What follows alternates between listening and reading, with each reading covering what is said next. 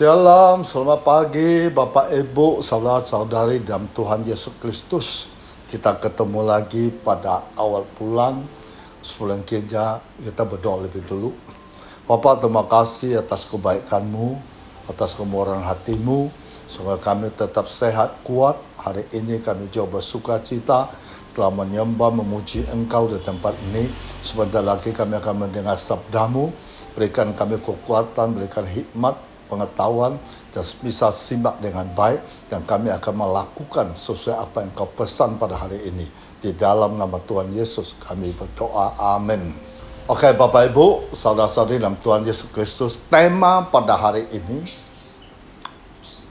pemimpin yang teladan. Saya ambil 2 Tesalonika pasal 3 ayat 10, yang berbunyi demikian, sebab jika waktu kami berada di antara kamu, kami memberi peringatan ini kepada kamu.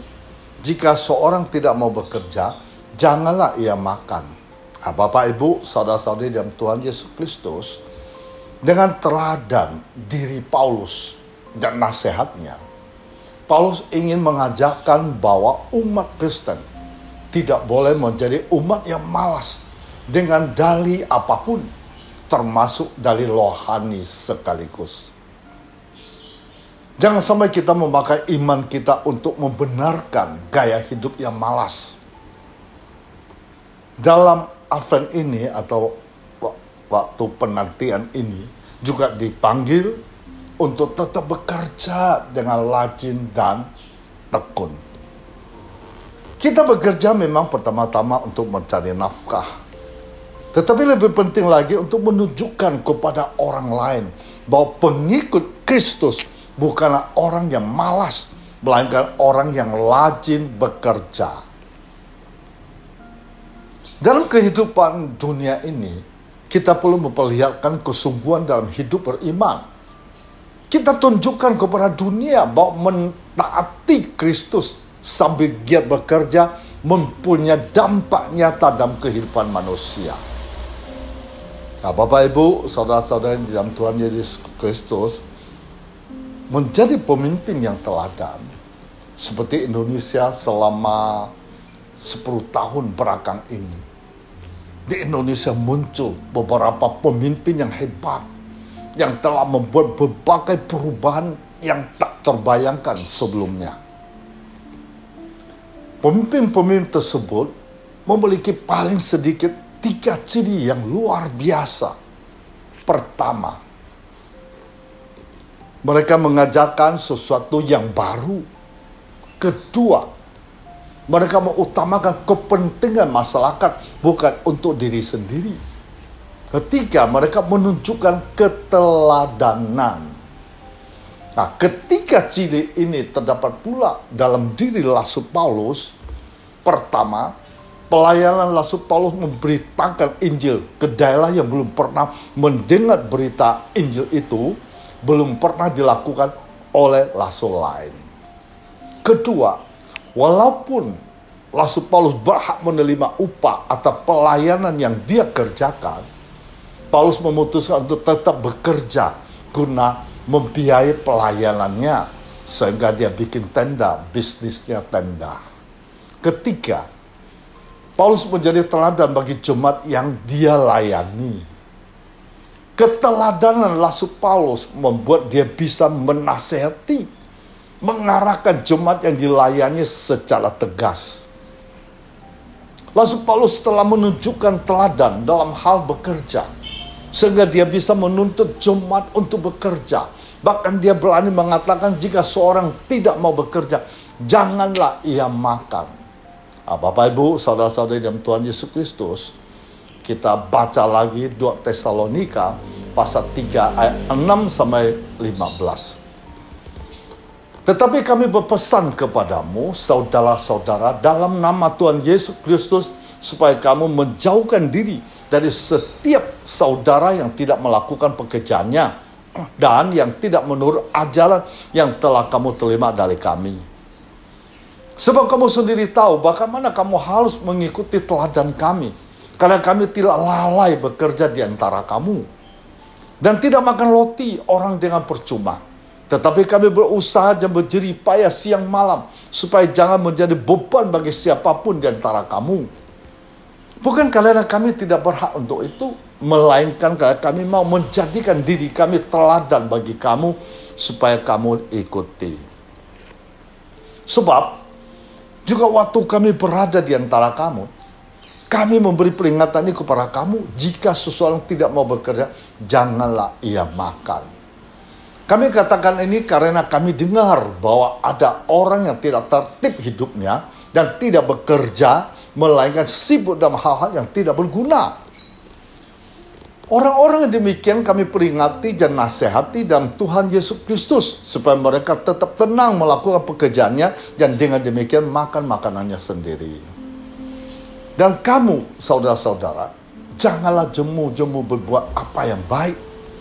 Jika ada orang yang tidak mau mendengarkan apa yang kami katakan dalam surat ini, tandailah dia dan jangan bergaul dengan dia, supaya ia menjadi malu.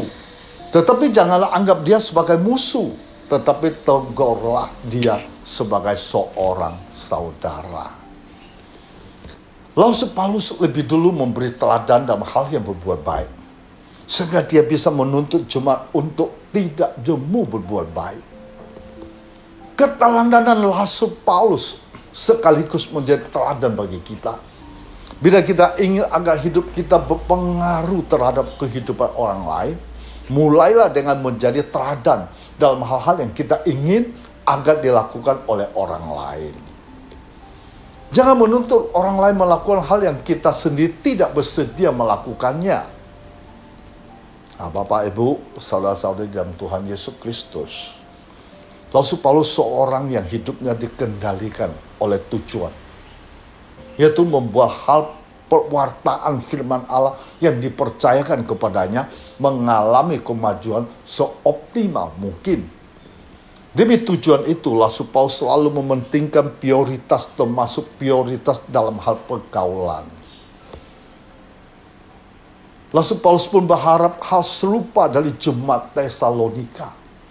Meskipun tanpa niat memusuhi, namun jemaat Halut tetap memilih dengan siapa mereka bergaul. Beberapa orang patut untuk dijauhi, karena jika tidak akan banyak tenaga, waktu kita terbuang sia-sia. Bergaul itu besar ongkosnya, baik waktu, perhatian, tenaga, dan dana. Salah bergaul membuat ongkos itu sia-sia. Sia-sia maksud saya. Bahkan kita dibuat merugi. Kita mengorbankan apa yang berharga dari diri kita untuk orang yang tidak memikirkan kebaikan kita. Bersikaplah tegas sebelum terlambat. Hindari bergaul dengan mereka yang tak menghargai waktumu, yang hanya menginginkan uangmu, cuma memeras energimu dengan aktivitas tak bertujuan, atau gosip ria tak bermakna. Bergaulah bersama mereka yang justru ikut menajamkan tujuan hidup, mengasah kecakapanmu untuk hidup makin menjadi berkat. Tak perlu segan-segan memilih teman bergaul. Justru salah jika tujuan hidup kita jadi terlupakan karena salah bergaul. Nah, Bapak, Ibu, saudara-saudara yang Tuhan Yesus Kristus, Rasul Paulus kemudian berpesan kepada saudara-saudara seiman pada waktu itu, agar mereka tetap setia hidup dalam nama Tuhan Yesus Kristus, agar hendaknya mereka menjauhkan diri dari setiap saudara yang tidak melakukan pekerjaannya, supaya mereka menjauhkan diri dari mereka yang tidak menurut ajaran yang telah mereka terima dari para rasul.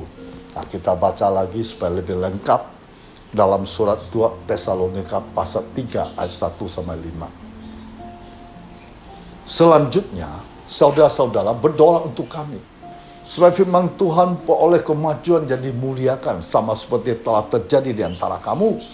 Dan supaya kami terlepas dari para pengacau dan orang-orang jahat, yang bukan semua orang beroleh iman.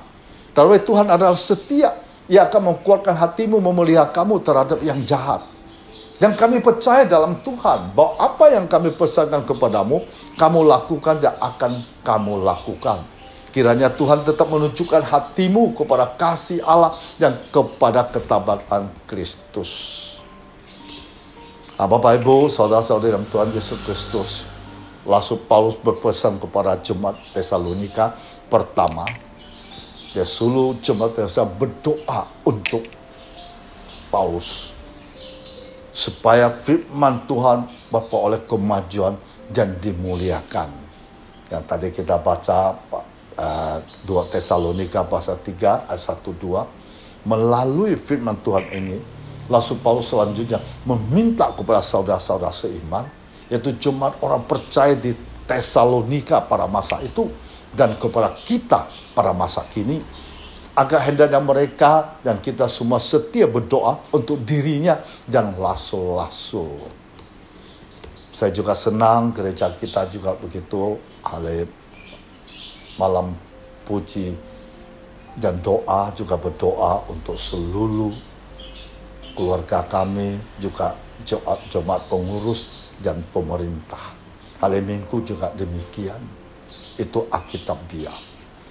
Rasul Paulus juga minta didoakan supaya pemberitaan firman Tuhan mendapat kemajuan yang signifikan dan lalu dimuliakan oleh orang banyak. Yaitu sama seperti telah terjadi di antara mereka di Tesalonika. Selain itu, supaya mereka terlepas dari para pengacau dan orang-orang jahat. Hal itu karena tidak semua orang beroleh iman kepadanya. Nah, yang kedua, Bapak Ibu, saudara-saudara dalam Tuhan Yesus Kristus, Rasul Paulus berpesan pada jemaat di Tesalonika yang kedua, Tuhan adalah setia. Tuhan akan menguatkan hatimu dan memelihara kamu. Itu ayat 3 dan 4. Rasul Paulus menyatakan bahwa Tuhan Yesus Kristus adalah Tuhan yang sangat setia. Tuhan akan menguatkan hati kita semua orang percaya kepadanya. Tuhan akan melindungi, membentengi, memelihara kita terhadap yang jahat. Di samping itu, Rasul Paulus juga percaya dalam nama Tuhan bahwa segala sesuatu, utamanya ajaran, nasihat yang terkait dengan firman Tuhan sudah disampaikan dan dipesankan kepada mereka. Yaitu cuma orang-orang Tesalonika pada zaman itu dan kita pada masa kini. Mereka dan kita sudah melakukannya, yang akan terus kita lakukan dengan baik, lebih baik, sangat baik untuk kemuliaan nama-Nya selamanya. Bapak Ibu, saudara-saudara yang Tuhan Yesus Kristus, yang pesan ketiga, Tuhan tetap menunjukkan hatimu kepada kasih Allah yang kepada ketabahan Kristus. Itu ayat 5 dan 6. Alkitab mengisahkan bahwa Rasul Paulus berdoa kepada Tuhan agar hendaknya Tuhan tetap menunjukkan hati mereka kepada kasih Allah. Agar mereka jemaat orang percaya di Tesalonika pada zamannya yang kepada kita pada zaman sekarang kian meyakini kasih Allah yang ajaib. Agar iman kita tetap setia, tabah, teguh kepada Yesus Kristus Tuhan kita. Yang keempat, kamu sendiri tahu bagaimana kamu harus mengikuti teladan kami. Itu ada ayat yang ke-7 dan 8. Secara eksplisit, secara implisit, secara bebas dan tidak bebas, Rasul Paulus menyatakan bahwa hendaknya mereka kita memahami segala sesuatu tentang keteladannya. Dan mereka yang kita hendaknya mengetahui bagaimana seharusnya mengikuti teladan para rasul. Sebab rasul dan rasul-rasul lainnya tidak lalai bekerja di antara mereka. Mereka juga tidak makan roti orang lain dengan percuma. Kalau rasul-rasul itu senantiasa berusaha, berjerih payah siang dan malam. Supaya mereka tidak menjadi beban bagi siapapun di antara jemaat orang-orang percaya di Tesalonika pada zaman itu. Lebih jauh, Rasul Paulus juga mengingatkan bahwa dirinya, rasul-rasul lainnya tidak berhak untuk itu. Rasul-rasul lainnya hanya ingin menjadikan diri mereka sebagai teladan bagi mereka. Supaya mereka mengikuti dengan baik, lebih baik dan sangat baik. Seperti 2 Tesalonika pasal 3 ayat 9 mengatakan, Bukan karena kami tidak berhak untuk itu, melainkan karena kami mau menjadikan diri kami teladan bagi kamu supaya kamu ikuti. Yang kelima, firman Tuhan mengatakan bahwa oleh sebab mereka, rasul-rasul itu berada di antara mereka, bahwasan dirinya, rasul-rasul itu sudah memberi peringatan kepada mereka bahwa apabila seorang tidak mau bekerja, maka hendaklah ia jangan makan. Seperti ayat yang 10, ayat 11 saya baca lagi karena ini penting. Sebab jika waktu kami berada di antara kamu, kami memberi peringatan ini kepada kamu. Jika seorang tidak mau bekerja, jangan ia makan. Kami katakan ini karena kami dengar bahwa ada orang tidak tertib hidupnya yang tidak bekerja, melainkan sibuk dengan hal-hal yang tidak berguna. Jadi, mereka mengatakan hal itu karena mereka mendengar bahwa ada orang yang tidak tertib hidupnya yang tidak mau bekerja. Mereka mendengar bahwa ada di antara jemaat orang-orang percaya di Tesalonika itu malas-malasan, berpaku tangan, sibuk dengan segala sesuatu yang tidak berguna. Yang keenam, itu 2 Tesalonika ayat 12-13. Jangan jemu-jemu berbuat apa yang baik.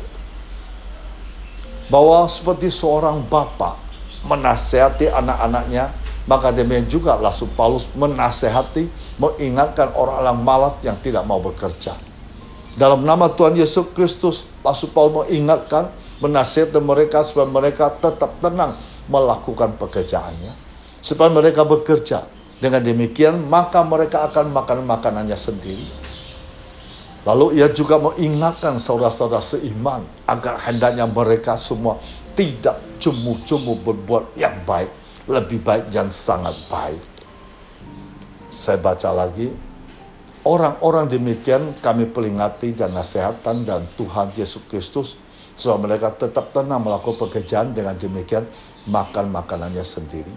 Dalam kamu saudara-saudara jangan jemu-jemu berbuat apa yang baik. Yang ketujuh,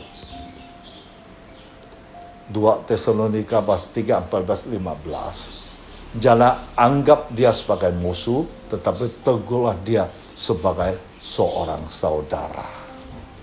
Bapak Ibu, saudara-saudara dalam Tuhan Yesus Kristus, untuk memungkiri didikan atau ajaran nasihatnya, Rasul Paulus mau ingatkan apabila ada orang yang tidak mau mendengarkan firman-Nya yang diperkatakan dalam suratnya, maka hendaklah mereka menandai dia dan jangan bergaul dengan dia. Dengan demikian maka ia menjadi malu. Namun Rasul Paulus mengingatkan lagi, jangan anggap dia sebagai musuh, melainkan ingatkan, nasihati, tegurlah dia sebagai seorang saudara seiman dalam nama Tuhan Yesus Kristus Tuhan kita.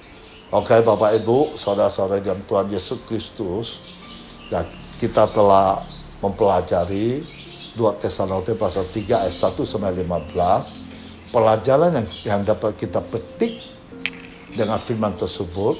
Pertama, Rasul Paulus memberikan kita didikan, ajaran, nasihat agar hendak kita setia berdoa untuk para hamba Tuhan. Kedua, Rasul Paulus memberitahukan kepada jemaatnya, Tuhan setia akan menguatkan hati kita, memelihara semua orang yang setia berdoa dan bekerja. Dan dia memberitahukan kepada jemaat, Tuhan tetap menunjukkan hati kita kepada kasih Allah, kepada ketabahan Kristus. Yang keempat, dia memberitahu pada jemaatnya bahwa kita sudah mengetahui bagaimana kita harus mengikuti teladan para hamba Tuhan. Dan juga diingatkan, seseorang tidak mau bekerja, hendaklah ia jangan makan. Karena hendaklah, yang keenam juga, jangan jemu-jemu berbuat segala sesuatu yang baik, lebih baik yang sangat baik. Yang ketujuh, Rasul Paulus juga mengingatkan kepada jemaatnya, janganlah menganggap dia sebagai musuh, melainkan tegurlah dia dengan baik, lebih baik, sangat baik, sebagai seorang saudara. Bapak Ibu, saudara-saudara yang Tuhan Yesus Kristus, daripada itu, Lantas bagaimanakah dengan diri kita yang hidup di zaman modern sekarang ini? Sudahkah kita setia berdoa, bekerja untuk para hamba Tuhan atau pelayan Allah, supaya firman Tuhan peroleh kemajuan yang dimuliakan oleh segala bangsa sampai ke ujung bumi? Sudahkah kita bawa Tuhan tetap menunjukkan hati kita kepada kasih Allah, kepada ketabatan Kristus, supaya kita sendiri mengetahui bagaimana kita harus mengikuti teladan para lasut dan pemerintah Injil Kerajaan Allah. Lalu kita tidak menganggap seseorang sebagai musuh, tetapi menegurnya sebagai seorang saudara. Berbahagialah kita telah melakukan firman Tuhan dengan benar yang tepat. Tuhan Yesus memberkati kita semuanya. Amin. Kita masuk dalam doa. Bapa, terima kasih lewat firman-Mu membuat kami semakin tahu tentang kebenaran-Mu. Membuat kami semakin intim bersama-Mu. Membuat kami selalu ingin praktekkan sesuai hukum-hukum-Mu, supaya hidup kami bisa diberkati oleh Tuhan. Supaya hidup kami bisa dihormati dan dihargai oleh siapapun. Karena firman-Mu lah membuat kami tenang, damai, tertib dalam hidupnya. Terima kasih Tuhan, Yesus Kristus yang baik. Dan hamba tetap berdoa, Tuhan, pada saat ini Engkau tahu kondisi, situasi saat ini. Banyak orang berharap mengalami mujizat, berharap Tuhan turun tangan. Karena saat ini banyak sakit penyakit, masalah persoalan dalam keluarga, dan masalah ekonomi, bisnis yang tidak stabil, dan banyak hal lain yang mereka menghadapi tantangan hidup. Hamba percaya ketika Tuhan bertindak beracara, maka semua orang yang percaya kepadamu pasti diselamatkan, pasti diberkati, pasti disembuhkan, pasti masa depan yang penuh dengan cemerlang.